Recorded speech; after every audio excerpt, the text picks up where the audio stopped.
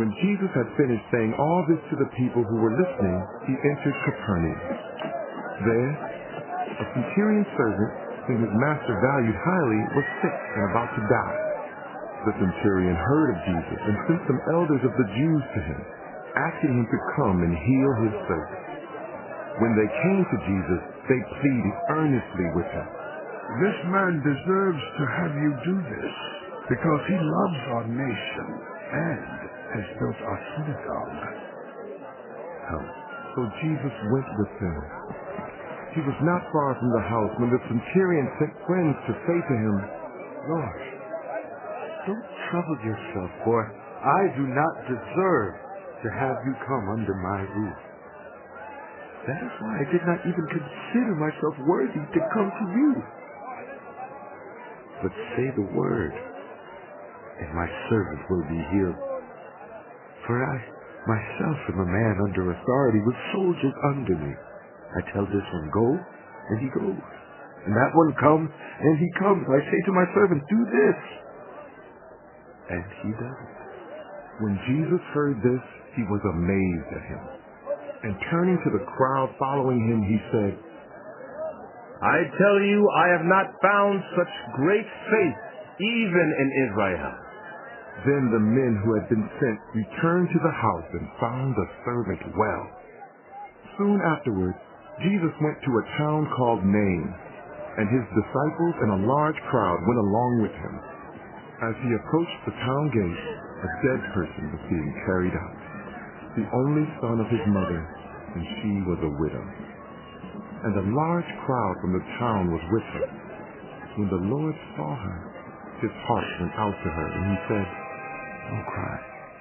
Then he went up and touched the bier they were carrying him on, and the bearer stood still. He said, Young man, I say to you, get up. The dead man sat up and began to talk, and Jesus gave him back to his mother. They were all filled with awe and praised God. A great prophet has appeared among us, they said. God has come to help his people. This news about Jesus spread throughout Judea and the surrounding country. John's disciples told him about all these things. Calling two of them, he sent them to the Lord to ask, Are you the one who is to come, or should we expect someone else? When the men came to Jesus, they said, John the Baptist sent us to you to ask, Are you the one who was to come, or should we expect someone else? At that very time, Jesus cured many who had diseases, sicknesses, and evil spirits, and gave sight to many who were blind. So he replied to the messenger, Go back and report to John what you have seen and heard. The blind receive sight, the lame walk, those who have leprosy are cleansed, the deaf hear, the dead are raised, and the good news is proclaimed to the poor. Blessed is anyone who does not stumble on account of me. Yes, Lord. After John's messengers left, Jesus began to speak to the crowd about John. What did you go out into the wilderness to see? A reed swayed by the wind? If not, what did you go out to see? A man dressed in fine clothes? No. Those who wear expensive clothes and indulge in luxury are in palaces. But what did you go out to see? A prophet? Yes, I tell you, and more than a prophet. This is the one about whom it is written, I will send my messenger ahead of you, who will prepare your way before you. I tell you, among those born of women, there is no one greater than John. Yet the one who is least in the kingdom of God is greater than he. All the people, even the tax collectors, when they heard Jesus' words, acknowledged that God's way was right, because they had been baptized by John. But the Pharisees and the experts in the law rejected God's purpose for themselves, because they had not been baptized by John. Jesus went on to say, To what then can I compare the people of this generation? What are they like? They are like children sitting in the marketplace and calling out to each other. We waved a pipe for you, and you did not dance. We sang a good, and you did not John the Baptist came neither eating bread nor drinking wine, and you say, He has a demon. the Son of Man came eating and drinking, and you say, Here is a glutton and a drunkard, a friend of tax collectors and sinners. Yet wisdom is proved right by all her children. When one of the Pharisees invited Jesus to have dinner with him, he went to the Pharisee's house and reclined at the table.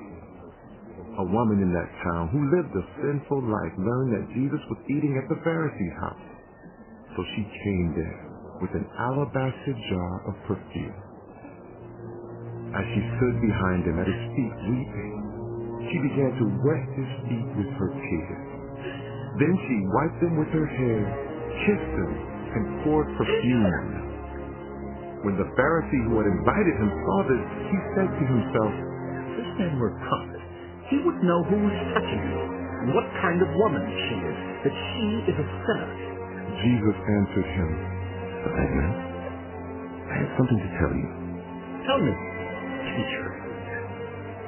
2 people owed money to a certain moneylender.